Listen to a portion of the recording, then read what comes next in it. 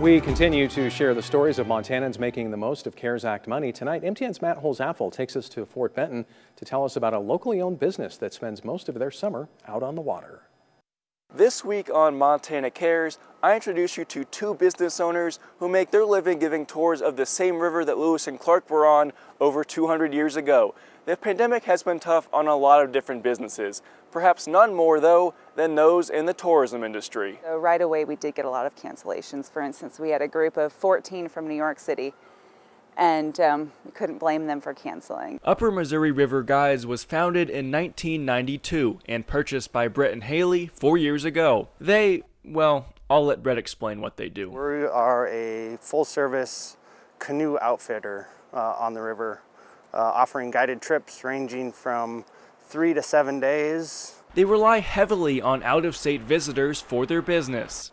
Typically, everyone comes from out of state.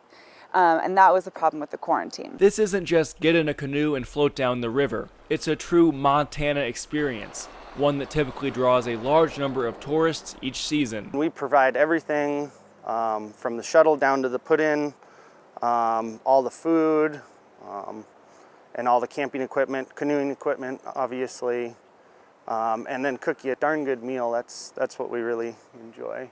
Not to mention the history lesson you'll get along the way from the company's tour guides. But it's those same tour guides that led Haley and Brett to the CARES Act. We were mostly concerned with those really wonderful guides that we had set up, and hopefully if they had a great year they would keep coming back. And so that was the biggest concern, was the business would still exist, but what would the future look like for our guides? All of the company's guides this season were new, except one. Many of their tours were scheduled before the pandemic began, but some of the guys found themselves furloughed from other jobs. The money from the CARES Act allowed Brett and Haley to not only keep their guides employed and scheduled, but also trained for the coming years. Not only were we looking at possibly not hiring people, but also not getting the investment in our business that we knew we were going to get with the training and all of that.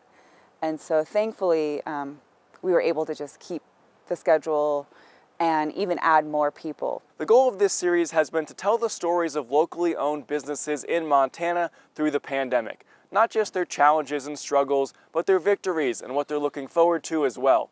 Upper Missouri River Guides fits that description perfectly. Their 2020 season might be over, but they're already looking forward to getting people back on the river in 2021. I hope you've enjoyed watching this series as much as I've enjoyed bringing it to you. In Fort Benton, Matt Holzappel, MTN News.